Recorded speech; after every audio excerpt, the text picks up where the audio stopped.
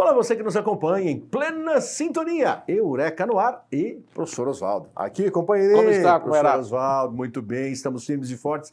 Programa Eureka, 19 anos em favor da educação brasileira. Pauta de hoje é as ciências humanas e a Índia. Além da Índia, a desobediência civil. Então, você que quer uma pitadinha das ciências humanas, eis o programa para acompanhar. E você que quer pensar num tema de redação, desobediência civil, eis aí uma outra proposição, o que significa, o que representa, quem fez, quem praticou em outras bandas, mas qual a influência no Brasil. Certo, professor Oswaldo? Certíssimo, amigão. E hoje é interessante a gente falar sobre Índia, né? Porque é um dos países hoje em maior destaque, né? Em termos de industrialização, por exemplo, principalmente com relação a microchips, a todo esse desenvolvimento, digamos, na área de informática, fundamentalmente. E também, né? Hoje em dia, um dos pontos mais importantes quando você pensa em cinema, né? Bollywood. Então, o que é interessante nesse ponto, Oswaldo, você cita isso, é que a Índia tem feito um trabalho quieto.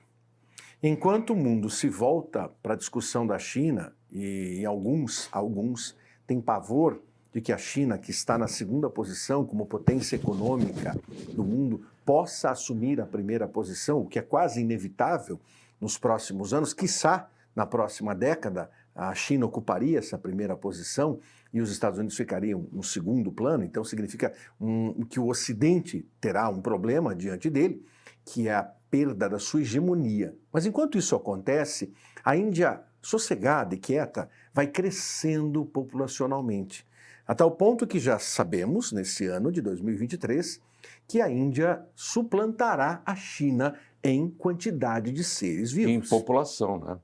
E interessante isso que você colocou, Marlos, porque logo após o final da Guerra Fria, né, e inicia-se aquele período que alguns gostam de chamar de nova ordem mundial, Sim. Se esperava, né, um momento unipolar em relação ao que seria em termos de poder, né? Então acreditava-se que os Estados Unidos se tornaria a grande potência mundial. Hegemônica. Isso que era agora hegemônica.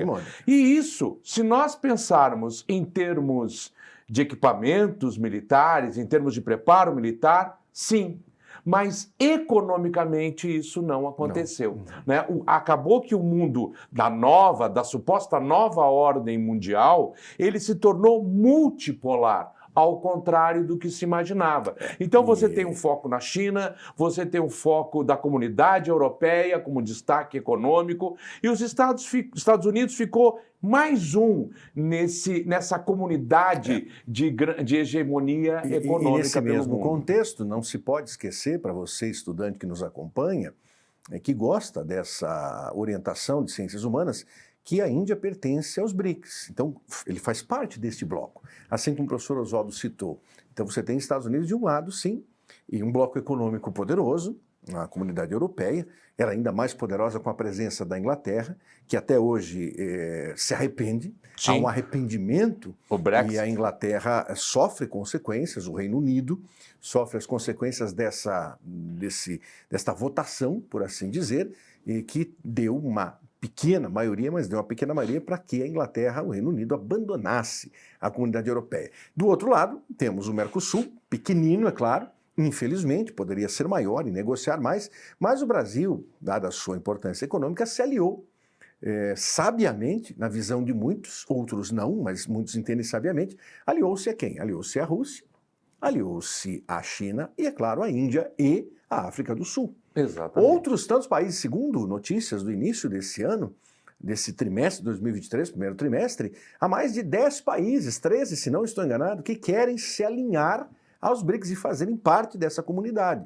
Então, e a Índia tem um potencial gigantesco nesse sentido, mas isso é um olhar da Índia presente para a Índia futuro. Mas a Índia passado, professor Mas Oswaldo. vamos lá, Isso, vamos nos lembrar vamos que situar, vamos situar a Índia, um mapinha. Sim, vamos lá, vamos colocar o organizou, mapinha aí, por favor. Vamos colocar o mapinha. Isso. Vamos situar. lá? Aí, o Kleber, nosso grande Kleber. Nosso diretor. Nosso 100%. diretor, né? Colocou aí para nós o mapa da Índia e já com o Paquistão ao lado. Sim. Mas primeiro vamos construir um pouquinho, né? A Índia É 5.000 anos de história, 5.000 anos praticamente e não de os nossos civilização. 523 do Brasil. Quer dizer, uma das regiões, digamos, em termos de civilização mais antigas do mundo. E por que eu estou destacando isso? Porque na passagem do século XVIII para o século XIX, a Índia passou a fazer parte do grande império inglês. Sim. Né? E a Inglaterra se disse para várias regiões e também a Índia que ela estava indo levar civilização aos outros povos. Para só um pouquinho para pensar nessa reflexão. Justamente. Como é que alguém, é como se alguém entrasse na sua casa agora e dissesse para você, agora entrou na sua casa nesse momento, está assistindo o nosso programa. Ela está conosco, o programa Eureka, 19 anos no ar, beleza. A pessoa entrou na sua casa, não bateu a porta, só entrou e disse assim, vim trazer para você civilidade, vim trazer a você civilização, vim trazer a você educação, porque você precisa ser alguém melhor, porque você não é alguém melhor, mas eu vou te tratar bem enquanto você fizer a minha vontade. Essa conversa de colonizador nunca deu certo na humanidade, a não ser para os opressores. Exatamente. Quer dizer, no final das contas, a Inglaterra vai querer levar a civilização para uma das civilizações mais antigas do mundo. Justamente. Né? Quer dizer, arrogância. É uma incongruência total, mas dentro daquela proposta imperialista, né, de domínio sobre os outros povos do mundo, e o europeu seria o melhor povo, né, e a partir daí, então, a melhor raça, porque não vamos esquecer que a ideia de raça é uma construção do século XIX e justamente uma construção para justificar o domínio dos países europeus sobre outras regiões do mundo. Mas vem com essa ideia. Inclusive, quando já estava em processo a independência da Índia em relação ao Império Inglês, é muito notória a fala de um general inglês que, numa grande reunião onde já estava sendo negociada a forma como aconteceria a independência, esse general inglês disse a seguinte frase, assim, muito boa: vocês não deveriam querer que nós fôssemos embora. Claro. Porque se nós formos embora, haverá o caos. Nós é que impedimos de vocês de viver no caos. Nós tiramos o caos, nós trouxemos a ordem. Meu Deus, de onde ele tirou essa ideia? Tirou da consciência do colonizador, que acredita que só a palavra dele é a verdade, a imposição dos seus costumes, dos seus hábitos, do seu modus operandi, da sua forma de viver. Então é compreensível sob esse aspecto que eles, e aconteceu também nos Estados Unidos, não nos esqueçamos que agora recentemente nós tivemos a coroação do então rei, depois de tantas décadas com uma rainha, o Reino Unido passa a ter um rei, volta a ter um rei. Então Charles, Sir Charles, passa a ser o rei, já, o príncipe e tudo mais, já o herdeiro do trono.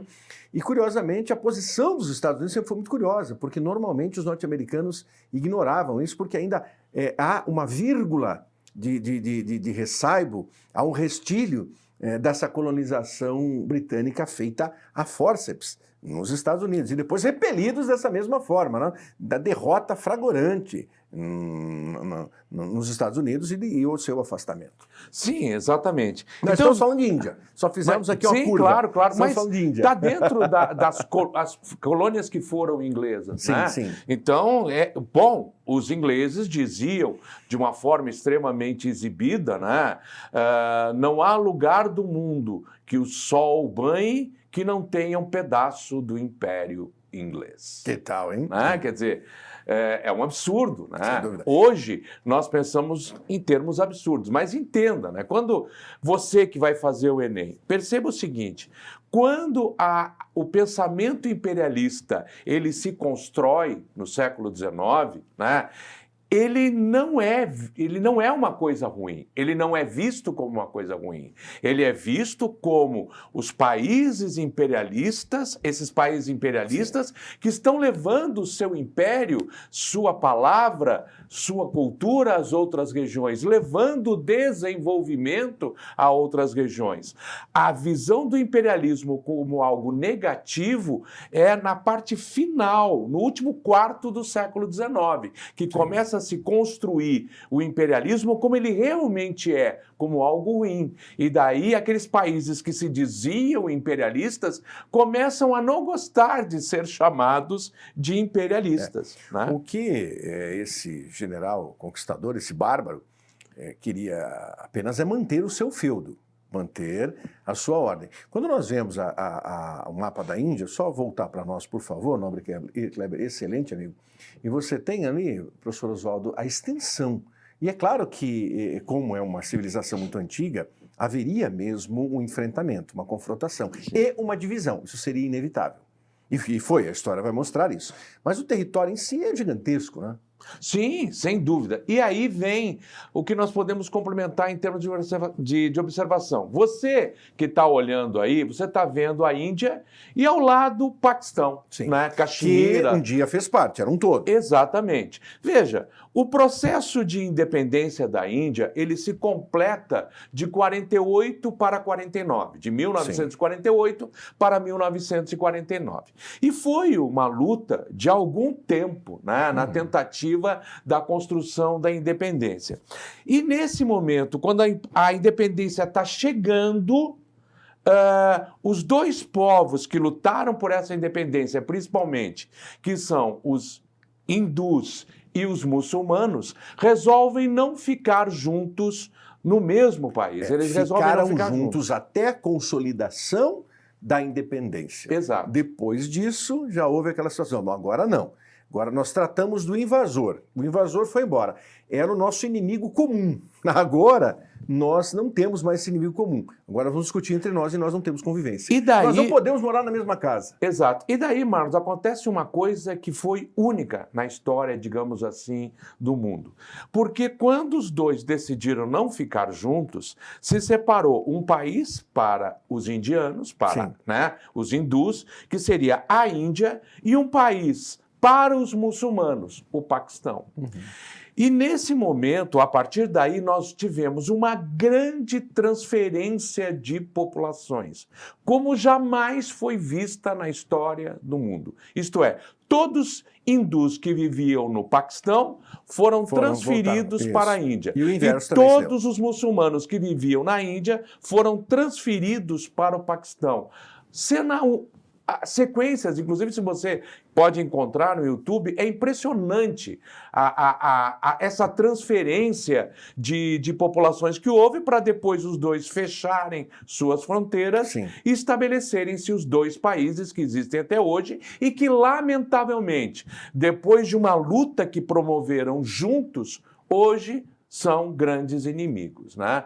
Um, volta e meia, está ameaçando ali o outro, numa forma extremamente complicada. E se nós voltarmos ao mapa... Para fechar esse primeiro bloco. Exatamente. Se nós voltarmos ao mapa, nós vamos ver ali em cima a região de Caxemira. Sim. E essa é uma região de população... com a China, inclusive. Exatamente. De população muçulmana, mas que acabou ficando dentro dos territórios da Índia.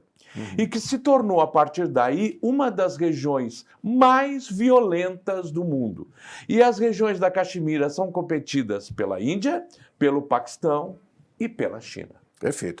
E nós temos que fechar esse primeiro bloco. Exato. Voltamos daqui a pouquinho. Você está com o programa Eureka, 19 anos no ar. Não perca os nossos programas, assista, acompanhe, faça suas sugestões, escreva para nós. Professor Oswaldo, seu e-mail, professor Oswaldo, manda seu e-mail. osvaldo.siqueira@utp.br. Professor Marlos Eureka, palavra única, @gmail.com. Entre em contato conosco, intervalinho.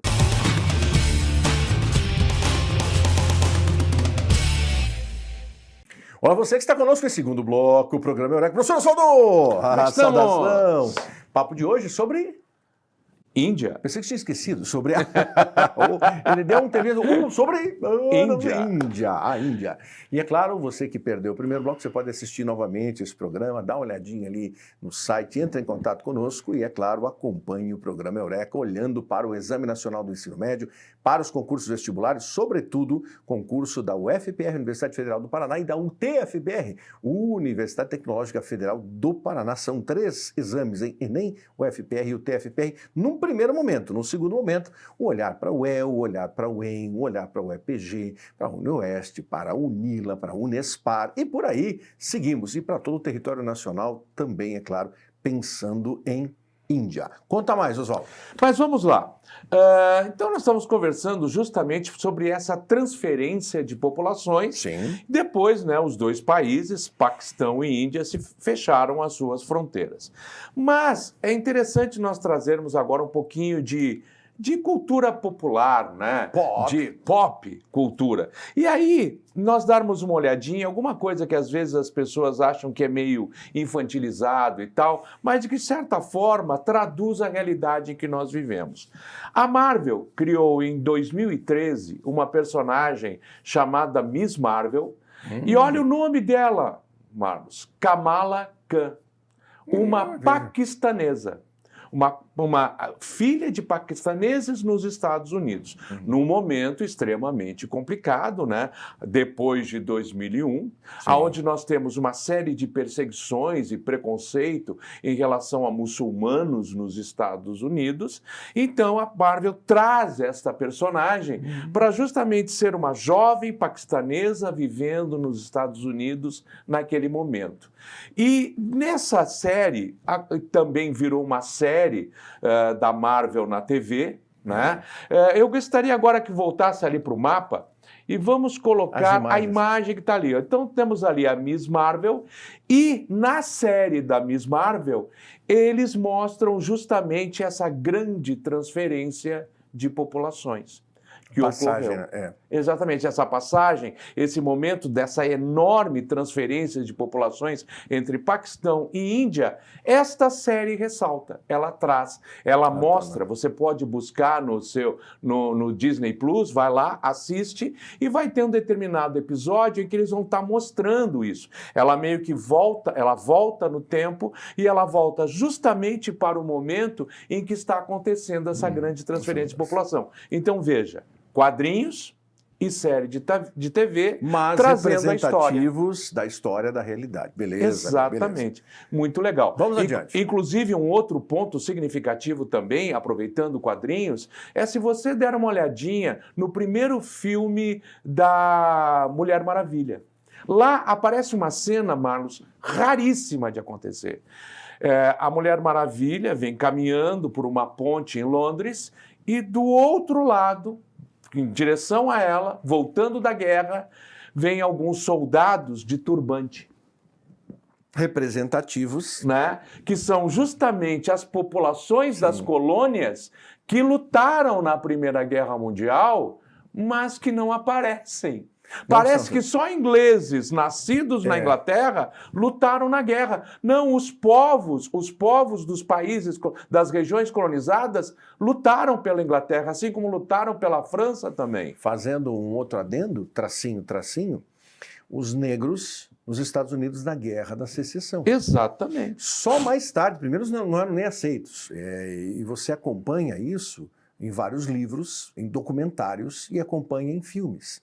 Filme mais indicado para você personificar isso, uma das belíssimas atuações de Matthew Broderick, e, é claro, necessariamente uma grande atuação de Denzel Washington, passando pelo próprio Morgan Freeman.